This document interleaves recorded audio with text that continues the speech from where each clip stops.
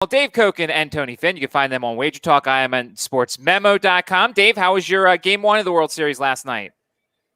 Well, it was not eventful because I didn't have a play on the game. Guess I talked myself out of the Dodgers because I did think they'd win the game, but the price was too high for me, so I don't mind. I don't mind passing games like that. And I did see a few things that are going to point me in a direction in tonight's game. Tony? Unlike Dave, I talked myself into. I thought the value to play was with Tampa Bay in this game one. I had some inclinations and some beliefs that I thought maybe the Dodgers would. Maybe game one might be a little bit of a letdown after coming back, beating Atlanta, and in the quotes. And I'm big on quotes and some posture. I thought they would look exhausted, to be honest with you. But the day off, they looked pretty fresh. It was a pretty good game for me up to that one big inning. But like Dave, it pointed me in some directions. I'm on that play tonight. So it's up. It's live here at WagerTalk, and you can get it only at WagerTalk. I haven't posted mine yet because I haven't written it up, but I will. You guys that are on the show, you probably don't have to spend the money because you'll get a good indication you'll get a good indication of what the game is. I've never been very good at camouflaging my opinions. Matt, how about you? Did you play last night? Did you get involved with any props? Yeah, I had the over on Clayton Kershaw's strikeouts. I was a little worried after that first inning. He didn't look his sharpest. And I'm watching all the previews and stuff and like, oh, you just hit Clayton Kershaw's first pitch. He gets it over. And I'm thinking, oh, God, I shouldn't have done this. But no, the Clayton Kershaw over on his strikeouts hit. He had 8 and it was 6.5. So that was good there. Before we get to the game itself, I want to just go back to last night for a second. Sure. Because this is how a good analyst can really spot things right off the bat. And I thought John Smoltz made a great observation in the very first inning. He says, well, he's not getting his slider where he wants it yet, but he'll lock in on that. And he did. I mean, it was a really good call, and he just dominated the Rays from that point on. So Smoltz kind of forecast that happening. Sometimes when it's somebody as sharp as John Smoltz, pay attention to what they're saying. You can actually maybe get a live bet for yourself off what he's saying, because I don't think anybody knows pitchers more than John Smoltz does. Let's put it that way.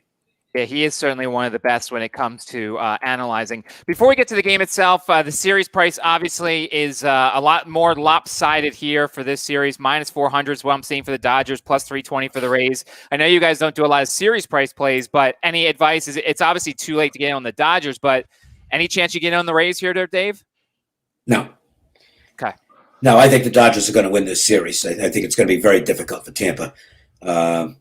I'm not going to lay that price with the Dodgers, obviously, but no, Tampa's going to have to find a way to be a lot better than they were yesterday. This Dodger team is really good. Tony, any thoughts on the series price? Well, what are you seeing for the series price right now? What are you seeing? -400 for the Dodgers, +320 for the Rays. I'm one of those series guys. If you're going to get into the series price in the middle of a series, then essentially whoever you like tonight, you either play that in the series price or you wait. You wait. So that said, I'm not going to get in on that. But there's some stuff we'll talk about. I'm sure you'll ask that we'll talk about this series and how there was some surprises in this game that in my opinion, turned the game in big favor of Kershaw and the Dodgers. But I'm not in the series price. I am, however, I'm on the total tonight, and I'm not even on side tonight. So am I. Yeah. There you go. All right, so let's jump to the game itself. Snell and Gonsolin is your pitching matchup here, Dave. Let's start out with the Dodger side of it. Gonsolin a little rusty in the postseason, but we do probably expect good things from him here. Well, yeah, look, I'm more of a long-term guy than a short-term guy. And I realize Gonsolin has not been good in his 6 1/3 postseason innings. I think we talked about this briefly before we went on the air. The fact that he probably was a little bit rusty in his first appearance. He hadn't pitched in like 3 weeks. And just wasn't sharp in his other appearance. But he had a very good regular season. And it wasn't like 10 innings of work. He worked 46 1/3 innings. And he was a solid pitcher for this team. And he was good last year as well. This is a guy the Dodgers really like. And I think he's indicated he's got the stuff to be an effective major league starter. I don't think he's going to be a number one starter at any point in his career, but he can be a solid middle of the rotation guy. And he's facing an offense that just isn't very good right now. It wasn't all Kershaw last night. As good as Kershaw was, nobody gets that many swings and misses when a team is even mildly dialed in. I think he had, 17 swings and misses or something last night. It was absurdly high. He might have broken a record. And the Rays have basically been a one-man offense, maybe one and a half. A Rosarena, occasionally Choi, occasionally somebody else might chip in. But they're just not hitting the baseball. They're swinging and missing a ton. They're not able to manufacture runs. They're just a bad offense right now. And it's not to say it's a bad offense, period, because you wouldn't have won this many games had you not had offensive talent. But right now, there's one guy hitting. He got cooled off last night. And I think this combination of Dodger relievers tonight, they catch a break because none of their main guys had to work last night. Kershaw set them up. They got enough runs so that the key guys for the Dodgers are all available tonight. I think you're looking at a three-man Dodger rotation. And unless Tampa wakes up with the bats, I don't know where their runs are going to come from. The flip side of it is Snell. I don't trust him completely, but I do trust him somewhat. And he is a lefty, which does set up a little bit better against the Dodgers, they're just not as effective against lefties as they are against righties. It's still a daunting lineup. And Mookie Betts looks like he's really locked in right now, and that's scary. But Snell can go out there and give you 5 innings. And that's what I'm hoping for Snell. Give me 5 innings, a couple of runs. And at that point, if they'll be in the game if he does that. And I know Kevin Cash is catching a lot of shit for, why'd you leave Glasnow in for 112 pitches? I made this comment yesterday that Cash doesn't manage one game at a time. Cash manages looking ahead 2, 3, 4 games. And I think he did that last night. I think he looked at Kershaw and said, we're probably not going to get to this guy. His stuff is really electric tonight. He's locating everything. I'm going to save my key relief guys for the next couple of games when I'm going to need them more, behind Snell and Morton, games I've got a chance to win. So I don't really disagree with what he did by kind of letting Glasnow take one for the team. I think he's got his key bullpen guys available tonight in back of Snell. It's scary to play unders in any game the Dodgers are in because of their offense, but I'll take my chances on under 8 in this game. That's going to be my play this evening. It's not going to be a real big play, but it's good enough to make the cut for me. I am going to bet it. I am going to post it, and I'm anxious to hear what Tony has to say. Yeah. This is a good show then. I'm actually contrary. I'm playing you over, but it's not that I disagree with anything you say. In fact, I completely agree with everything you said, save a couple variables. And that was, if you guys watched it, and you can comment after I'm done with this, and I'll try not to take more than 20 minutes to go through this. And that's that Laz Diaz was not, listen, there was a lot of pitches on the edges in the black last night for Glasnow that he did not get calls on, and which is unusual for Laz Diaz, who's 18% above the league average on balls that are called strikes. And I mean, 18% may not sound like a lot to some people. It's significant. It's significant when 1 out of almost every 5 pitches will be a strike with Laz Diaz, and it won't be with Todd Tishner. In fact, it's even larger tonight with Tishner, who is going to be behind the plate. And I agree with Dave completely when he said that Cash manages maybe 1, 2, 3 games ahead of other managers, and that is he saw that. I'm certain that he said, "Wow, if we're not going to get that call from Glasnow, then we're chances of us winning this game, especially with Kershaw being as having what I think is great command of his stuff last night was a tough situation. In fact, I still felt pretty good when it was 2-1 going into the bottom of the 5th, or I think it was, and then things kind of got really bad. But Laz Diaz did not call. Laz Diaz wasn't himself. Makes it tough on a guy like Glasnow who's throwing 97 and 100. And when Mookie Betts, I couldn't agree with Dave more. If Mookie Betts sees the ball like he's seeing it right now, you just walk him. Just forget it. Get up there and walk him. That is your best pitch, is the one that's so far outside of the strike zone that he can't reach it. In this game, I like the over for a couple reasons. One, Gonsolin really has they may go to the bullpen. I don't think you'll see Gonsolin, much like Dave just described, for a long period of time tonight. I think it's going to be a bullpen kind of a game where you might see Carrot Top and the rest of that group, the good ones, especially if they're in it. But Gonsolin benefited this year. This is a guy that depends on getting that call on the black. His K to walk ratio is one of the best of all the Dodgers. His 225 balls hit in play which benefited his ERA.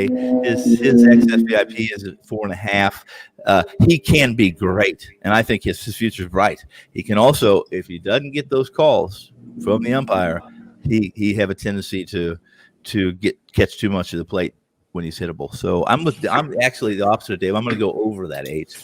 And in fact, Dave, I don't know if you think, but I don't think it'll go to an 8.5. But I noticed this morning it was kind of catching some juice, and I saw some 8s minus 120 and 125. So we'll see.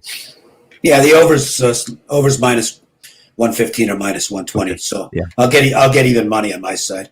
Yes, you will. Yeah. So okay, it's good that you said it was Tishner because I read somewhere else. What kind of umpire is Tishner when it comes? Is he pitcher or hitter friendly? He's horrible. Okay. Then. I mean, he's horrible is subjective. I don't say horrible, but he's not my kind of umpire or umpires that you and I would benefit from.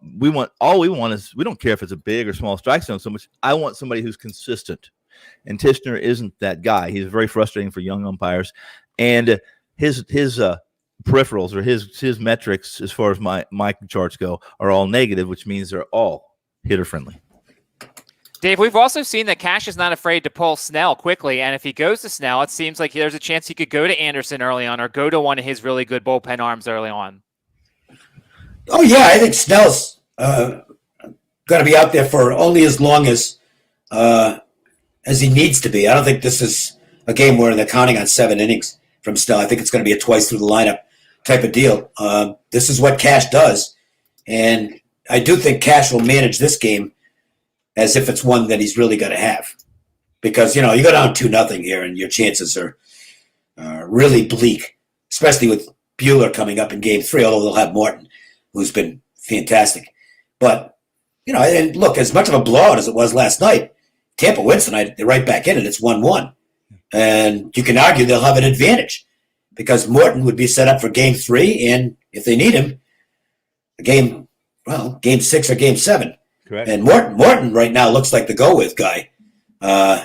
He is so super clutch, but I'm not worried about Game 3 right now. I think that Cash does go after it here. Look, the key for me is that if Tampa wakes up with the bats, then I'm probably dead with the under ticket, and they'll have a good chance to win the game. But I can see why people are going to make a case for Snell tonight. They do have an edge on the mound with Snell over Gonsolin and company, but they're just not hitting the baseball. And the swings, and again, I go back to the swings and misses. That was ridiculous last night. This team is just a bad offensive team right at the moment. So that's Tony and I are butting heads a little bit on this one. Where are you looking? See, it's funny because as I said before the show, I was looking for a Gonsolin prop. If you look at the Astros series, you add in last night, the Astros series, the Rays struck out 11 times, 13-11, 11-9, 13-13. So they're free swinging right now. And that's it. The thing that we've talked about on these shows a bunch of times is, they're going to swing and miss a lot, but then they're going to run into some solo homers too. As you've been saying, they're swinging for the fences every time. So eventually that's going to happen. The question is tonight, is that going to be Gonsolin? Is it going to be one of the bullpen arms? It's so hard to predict, and you don't want to be in front of a prediction. You almost want to wait for them to start hitting and then jump in, right? Yeah, and solo homers don't hurt they don't hurt you on totals. One's going up on the scoreboard. I'll take ones all day long. It's the threes that beat you, and they're just, you got to get guys on base. And they basically had to, they had one unlucky inning last night in the 7th when they got 2 runs in to make it 8-3. And guy hits Zunino hits an absolute rocket that found its way into the pitcher's glove. Game might have gotten interesting had that gone through. But that's the other thing is sometimes you can't explain luck. And that might have been the best ball the Rays hit last night, and it turned into a double play. Yeah, you're right. I agree. I was gonna say we all know that too. That this is a Tampa Bay team that struck out more than any team in baseball this year as well, more than the Yankees, more than Atlanta, more than Milwaukee. So I think 600 and change. They were 608, 610, something like that last time I looked, and which is significant too.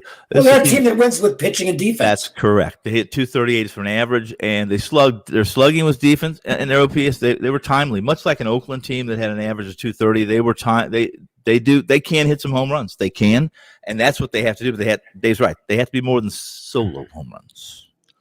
Last thing for you, Tony. Is there a live situation you're looking for tonight? Is there something that will happen and you'll jump in live on this game? There's a correlation in my eyes, at least in my perception of this team, and that's if I see. Let me tell you right now, I'm already on the over. If I don't see that the Rays are at least making contact and hitting some line drives, or in my view, hitting the ball hard and not weak in the first two innings, and if Tishner's not calling the black, I might actually press my over a little bit, or I might play. I would play Tampa Bay on the side. I haven't done that, but I would play Tampa on the side. That would be the only thing I'm looking for early on, unless I'm going to join Dave and I see in the first two innings, hey, if I can get off this over and not have a Russian middle, then I might do that. Dave, anything you're looking at live tonight potentially, situationally? I can't say until I see the game. So, yeah. But if there's anything, it won't be big, and I'll just throw a bet in. But I can't. Again, with the live stuff, I don't like betting stuff that I can't give out. So, there's no way to give out live plays in baseball. It's not possible. Not right. Not unless you're between innings, and then even then the window is small. How are you gonna? Yeah. How are you gonna post anything and bet it in 2 minutes? Oh, it can't be posted. It has to be done by social media. You're right. It had to be done to Twitter, and somebody's following you. That's the only way. And again, that's still a yeah. Well, let me look. I'll put it as simply as possible. Mm-hmm. If I've got a screen up with my live on my phone with the live options, I don't have time to go to social media. I'm trying to make a bet for myself. Well, yeah. I do a lot of. It's not the same with football or basketball. No, right. You've got time with football and basketball, but you don't, or hockey, but you don't with baseball. And since everybody else is giving out their thing, I'll just say my play for tonight is I'm taking the over 1.5 for Mookie Betts' total bases. 3 of his last 4 games, he's had multi-hits. He can hit homers. He can hit doubles, and you win your bet. I actually got it on one book at plus money this morning. Now, that's gone, but I still like the bet anyway. But Mookie Betts is hitting pretty well. So that's what I'm playing tonight is over 1.5 total bases. Last thing here, Dave, what can we find on your page? Any, college football, you had something, and it got postponed again. So I had 4 plays, and now I have 3. I had New Mexico plus the points against Colorado State, which I actually really liked the bet a lot. But that's not going to happen. That game is canceled, by the way, not postponed. There is no makeup. But I do have 3 plays up, and as of now, all 3 are being played on Saturday. One of them is a free play, and you can get that right now on my homepage at WagerTalk. So what you're saying is people can now bet on the next game to get postponed because they know you're free play now. Something like that, yeah. Tony, what can we find on your page on WagerTalk? We can find, as I discussed, my World Series Game 2 report. And I have, as well, 3 games in college football up and live at WagerTalk, only at WagerTalk. And I don't know what Dave has out on his 3 games, but I'm guessing that as long as I'm not on one of those 3, mine will still be there on Saturday. At least I'm hoping so. And by the way, we're giving Dave a lot of trouble, aren't we? Yeah. It's okay with me. I'll be posting a couple of NFL plays later today as well. Yeah. So and I'll have my stuff up on sportsmemo.com a little bit later on as we've got a couple more shows. Make sure to hit the like button. Make sure to hit the bell. You'll never miss a show. And hopefully Andrew will be back tomorrow with first pitch excuse me, not tomorrow. Right? Game 3 is not tomorrow, right? We're having the day off. We have a day off tomorrow, and then we're back in action on Friday. There we go. So our next Friday and Saturday, and then no action on. I believe no action on Sunday. So there you go. Our next shows will be Friday at 1 and Saturday at noon. Guys, good luck this evening, and